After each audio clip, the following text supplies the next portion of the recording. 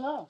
Today I want to do a progress chart for Kamala Harris, and this is going to be Vedic sidereal. And first of all, let me just put this chart up so you can see.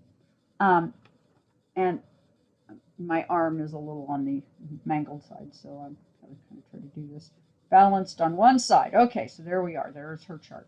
Okay, and so where it starts out at is that, first of all, her some of her elements that are of interest to me is that she's air dominant.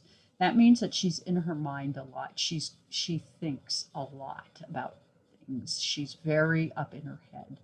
And additionally, she has two major elements that are dominant, which is very unusual. She has 7 elements in air and 6 in fire. And fire would be, that she's a fierce and loyal dog in the fight, and she does not let go of things. She is going to be a dog with a bone when she gets it. So these are just some kind of simple little observations of her chart. Additionally, she has conjunction in her third house of Gemini or information, and it is Uranus, Pluto, Venus conjunction. And basically, you can expect that she's going to scream secrets from the rooftops. And for her, she's looking to clean up information. That is kind of an energy that she is wearing hardcore. And her sun is in Libra. How she sees herself as a human is she sees herself as someone who is fair. And if that is something that's quite important to her. And her Neptune is also in Libra. She wants the collective to be fair. And so with that, I am going to go ahead and choose 12 cards for an astrology chart progressed reading, and I will put the laptop down so you can watch me select the cards. So I'll move this chart out of the way for the moment, and we are going to select 12 cards, and of course if we need any clarifiers we will select additionals. Okay, so we're going to select 1, 2, 3, 4, 5, 6, 7, 8,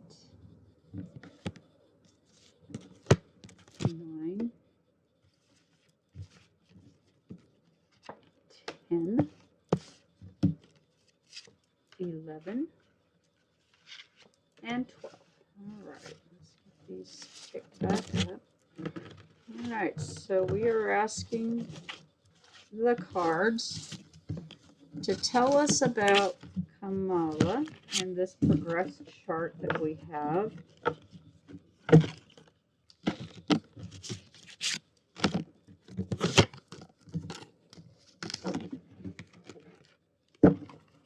Okay, and so one-handed, I'm gonna do it. Not gonna let my thing stop me, by golly.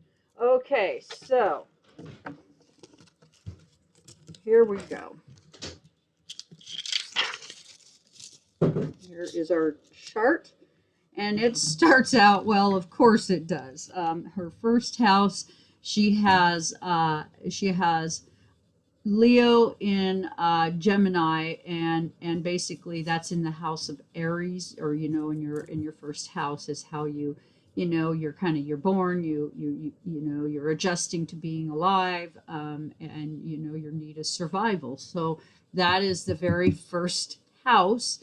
And what does she get? She gets the Tower. And I'm going to put this up so that makes a little bit more sense so you can see it. She gets the Tower moment. And what is this? Well, I feel like that right now, that due to the fact that although she's been her and Biden, according to the numbers that we've seen so far. She and Biden are the vice president and president elect. And so basically, what we're seeing here is just almost out of the gate, it's in crisis and question, due to the fact that obviously at least half of a good deal of our population, if the voting results are correct, feel very differently about this situation. So with that, that's her first house. In her second house, her financial house, um, basically she has the hermit.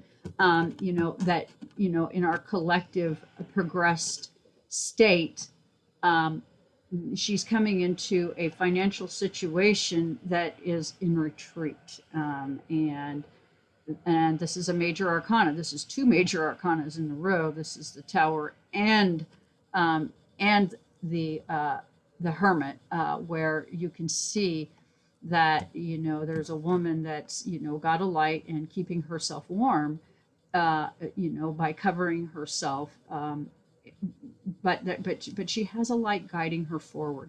And I think that I think it's easy for us to gather at this time that, as well as this election being something of a very hot and heated issue, our economy is also in trouble. And so this card reflects that trouble that we have. And then in the third house, now in her third house, that is her conjunction. And anytime you have a conjunction, and that is right now, that is a major focus in a chart. And her conjunction is Uranus, sudden and unexpected surprises, Pluto, secrets and guilt, shame, things that go bump in the night, and Venus, our house. We want it to be pretty. We want it to be well maintained. We want things to be right. And this is in our third house of information. So the way I'm reading this is that she wants in the house of information, she wants to scream the secrets from the rooftop, and she wants to clean it up. So in many ways, she is our Princess of Cups. She is bringing forward, and this is a particularly heavily weighted area in her chart, is her ability to expose information and clean it up. So in that sense, Kamala, she is going to be a very interesting vice president for us, if not a president for us. So I'm just going to say, and I'm going to focus more on her, because I think she's going to stand out more than Biden is. But I could be completely wrong. Now, in our fourth house of mother, father, or not father, but mother, or love, moon, how we see ourselves in relations to how we listen how we are listened to. We've got the Prince of Discs. How she listens and how she is going to be weighing her information is going to be about. It's going to be about the financial good of this country. So we'll leave it there, and that is in Virgo. So she is going to be kind of quiet, reserved, and thoughtful about money. Okay.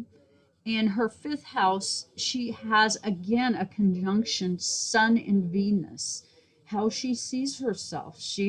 And in Libra, she wants to have things be fair. She wants things to be fixed up and look and feel fair for her friends, for her siblings, for herself, because this is the house of children, of family. And so we have this Two of Swords being at the crossroads of the family at this time, and this country being so divided.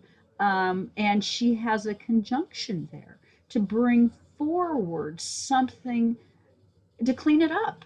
I'm not disliking at all the energy I am feeling over Kamala. I know that there are people that have said to me they're very concerned because, she's a powerhouse and she's a woman, and we've not had and she's a black woman, so there's just all kinds of things, and I don't know, what the concerns are exactly. I can't say, and I'm not going to spend my energy on it, but here we go. We have a five of swords, like a needle in the eye. She, in her partnerships, in her house of her career, she is precise. She is going to be exacting, and the truth is that I'm kind of have to say, when the announcement was made, I was a little like, oh boy, I don't know. But as it has progressed to this point, I'm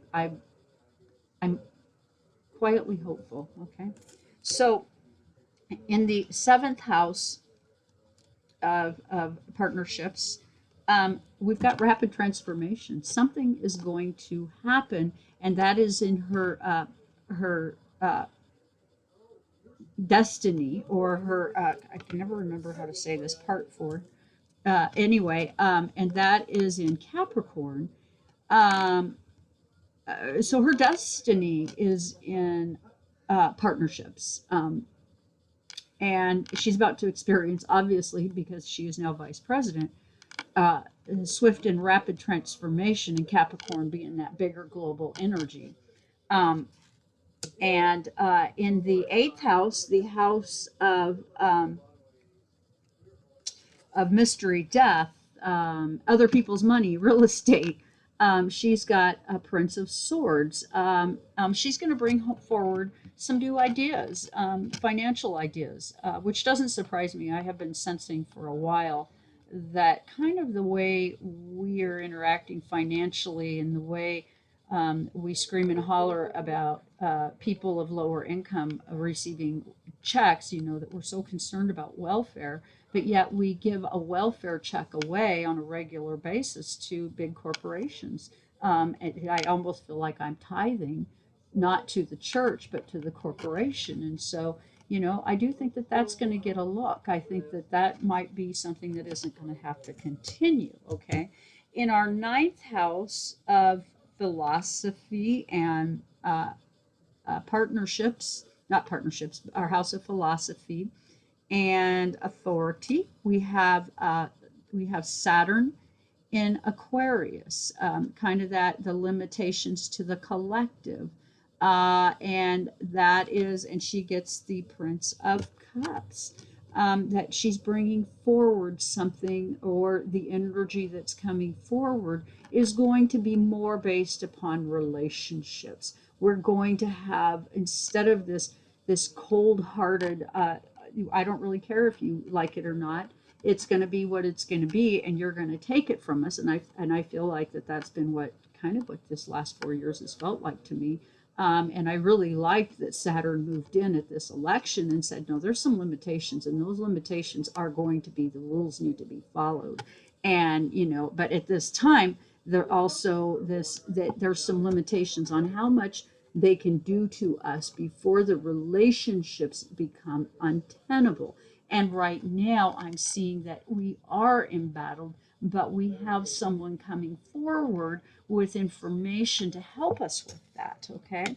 And then we get in the 10th house of authority, government, and whatnot. We've got the Seven of Swords, that we are embattled. I mean, we've got a president who needs to agree that he lost the election, and he lost it fair and square.